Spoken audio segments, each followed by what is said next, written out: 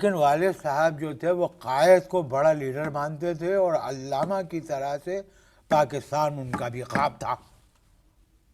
اب جب پاکستان بننے کی گھڑی نزدیک آ گئی تو والد صاحب جو ہے چھت پر چڑھے وہ جو چیلوں اور وہ چیلوں کو گوشت کھلا رہے تھے۔ وہ میں نے قصہ آپ کو عرض کر دیا۔ سب سے پہلا کام آپ نے پاکستان آ کر کیا کیا؟ میں آپ کو ریکارڈنگ کے بعد بتائیں گے۔ کیوں؟ بھائی دیکھیے، ہر بات جو ہے بتائی نہیں جا سکتی۔ ہاں، دوسرا کام ہم نے جو کیا وہ پہلے غسل کیا اور پھر وضو کی اور پھر نماز پڑھی۔ پہلی ملازمت کون سی کی آپ نے؟ سرکاری ملازمت تھی، کون سی؟ معمولی سی تھی۔ مطلب کیا تھی؟ لیکن آپ ایمانداری کی بات کریں، ہم نے وہ ملازمت کی نہیں۔ کتاب میں لکھا ہوا ہے کہ آپ کی سسر نے کوئی سفارش کی۔ بتا رہا ہوں جی لیکن ہم نے وہ ملازمت کی نہیں۔ پوچھیے کیوں نہیں؟ کیوں نہیں کی؟ بات یہ ہے کہ اس ملازمت کے لیے ہمارے سسر نے سفارش کرتے ہوئے ان صاحب سے جھوٹ بولا۔ کہنے لگے کہ میرا داماد جو ہے علی گڑھ مسلم یونیورسٹی سے اس نے انگریزی میں ماسٹرز کیا ہے اور ڈگری جو ہے فسادات میں جل گئی۔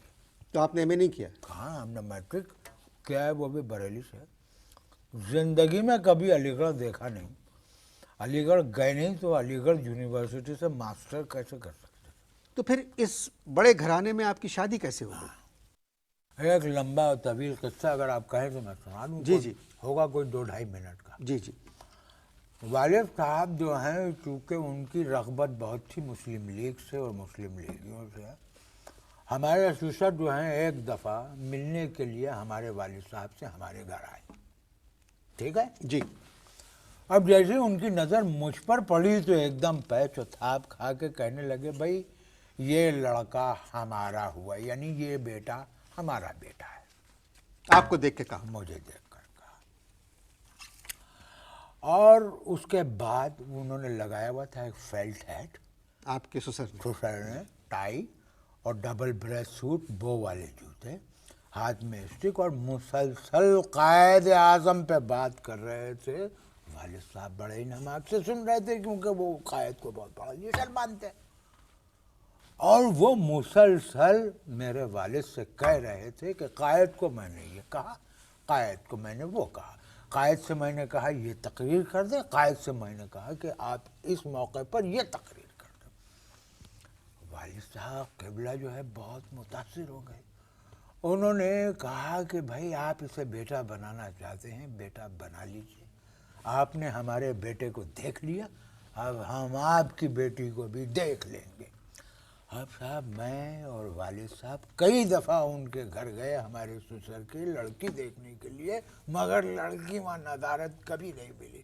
بتاتے تھے کبھی مسلم لیگ کے لکھنؤ کے جلسے میں گئی ہوئی ہیں، کبھی مسلم لیگ کے بنارس کے جلسے میں گئی ہیں، سب جھوٹ، حالانکہ وہ شہر میں ہی موجود ہوتی تھی۔ آپ نے ان کی بیٹی کو نہیں دیکھا اور آپ کی شادی ہو گئی۔ آپ کی بیگم ہے کیسی؟ بیگم تھی کیسی؟ مطلب آپ نے شادی کی؟ اب آپ کو پورا سمجھانا پڑے گا کہ وہ بیگم تھی کیسی۔ جی۔ اب یوں سمجھ لیجیے، ہم آپ کو ایک قصہ سناتے ہیں۔ پارٹیشن کے وقت جب ہم ریل گاڑی میں بیٹھ کے آ رہے تھے، ٹھیک ہے، سکھوں کے ایک جتھ نے حملہ کیا، مگر ہماری بیگم کو کوئی نقصان نہیں پہنچا۔ اچھا، پوچھئے کیسے؟ کیسے؟ اس لیے کہ وہ جو جتھا آیا، جیسے ہی انہوں نے ہماری بیگم کو دیکھا، کہنے لگے بھائی صاحب آپ بیٹھے رہیں، اب اس سے آپ کو پورا قصہ سمجھ میں آ جانا چاہیے، اب ہمیں تفصیل میں جانے کی ضرورت نہیں ہے۔ ہم نے بات چیت شروع کی تھی آزادی کے دن کی اہمیت پر، مگر ہم آپ کی ذاتی زندگی پر بات کرتے رہے۔ پچھلے 59 برس سے آپ لوگ اس دن کی یعنی آزادی کی اہمیت پر بات چیت کرتے چلے آ رہے ہیں، کوئی فرق پڑا؟ ایسا کرو، اس دفعہ کوئی بات مت کرو، شاید کوئی فرق پڑ جائے۔ آپ نے اپنی ذات میں پاکستان کے لیے کیا کیا؟ نہ، کچھ نہیں کیا۔ کچھ نہیں کیا؟ نہ، کیوں؟ ہم کچھ کر ہی نہیں سکتے تھے۔ ہندوستان چھوڑنے کا دکھ ہوا آپ کو؟ کیسی بات کر رہے ہو؟ پاکستان رہنے کے لیے دنیا کا سب سے اچھا ملک ہے۔ جتنی آزادی اس ملک میں ہے اتنی آزادی دنیا کے کسی خطے میں نہیں ہے۔ جھوٹ بولنے کی آزادی, بےایمانی کی آزادی, رشوت لینے کی آزادی, پیسہ کمانے کی آزادی. ہائے ہائے. ہم آپ کو ایک بات بتائیں انور مقصود صاحب,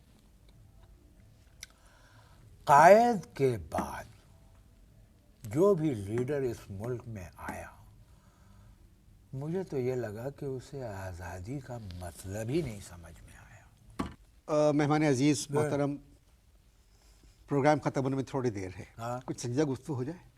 اب تک کیا کامیڈی ہو رہی تھی؟ نہیں, میں چاہ رہا تھا کچھ تھوڑا سی آزادی کے بارے سنجیدہ گفتگو چاہتے ہیں؟ میں. جی. کیجیے. آپ کے سسر کی کتاب میں لکھا ہے. جی یار, میں ایک کام کروں, یہ جس نے میرا مائکرو فون لگوایا اس کو بلوا, اور یہ مائکرو فون اتروا جو میری سمجھ میں بات نہیں آتی ہے کہ اتنی لاکھوں کروڑوں کتابیں لکھی گئی ہیں واللہ, مگر تم میری سسر کی کتاب کے پیچھے نہ جانے کو پڑ گئے. چلے مائک لگا رہے تھے. مگر ایک بات تو ہے کہ آپ کے سسر قائد کو جانتے تو تھے. بہت بڑے چھوٹے تھے, کچھ نہیں جانتے تھے. میں آپ کو اصل قصہ سناتا ہوں. قصہ یہ تھا کہ کانپور میں جلسے کے بعد قائد اعظم اور لیاقت علی خان گاڑی میں بیٹھ کے جلسہ گاہ سے رخصت ہو رہے تھے. اب پیچھے ہزاروں لوگ نعرے لگا رہے تھے, قائد اعظم زندہ آباد, مسلم لیگ زندہ باد, لیاقت علی خان زندہ باد, جا رہے تھے. اچانک قائد کی گاڑی ہو گئی خراب.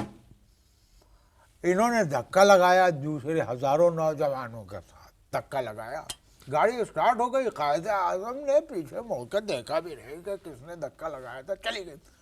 مگر یہ جھوٹے اپنی کتاب میں لکھتے ہیں کہ دھکا لگانے کے بعد گاڑی جب اسٹارٹ ہوئی تو قائد اعظم نے گاڑی روک کر نیچے اترے اور میرے سسر کے کندھے پہ ہاتھ رکھا اور کہا کہ نوجوان, جس طرح تم نے دھکا لگا کے میری گاڑی کو آگے بڑھایا ہے, اسی طرح تمہیں دھکا لگا کے پاکستان کو بھی آگے بڑھانا.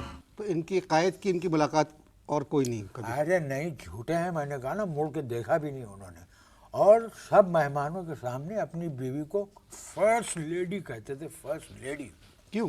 اس لیے کہ سیکنڈ لیڈی انہوں نے اورنگ آباد میں رکھی ہوئی تھی, جس کا صرف مجھے علم تھا. آپ اپنے سسر کے بہت خلاف ہوں. اس لیے خلاف ہوں کہ میں جھوٹ برداشت نہیں کرتا اور ان کو سچ سے نفرت تھی. تم دیکھ لینا قیامت کے دن جب ان سے سوال کیا جائے گا کہ اے شخص تو کون, تو وہ کہیں گے میں برٹش.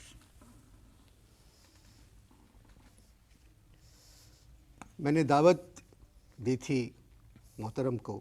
دعوت؟ کھانا کہاں ہے؟ جی ابھی دعوت, کھانا کہاں ہے؟ نہیں, میں پروگرام کو ختم کر رہا ہوں. جی, میں نے زحمت دی تھی محترم کو کہ آج کے دن پر کچھ بات کرے. آزادی کتنی مشکلوں سے ہم نے حاصل کی ہے. کتنی سیر حاصل گفتگو ہوئی ہے. جی, کس قدر سیر حاصل گفتگو ہوئی ہے.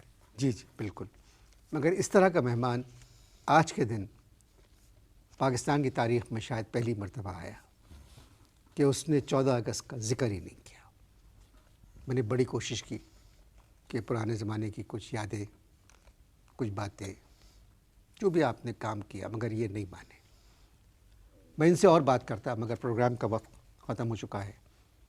اجازت دیجیے.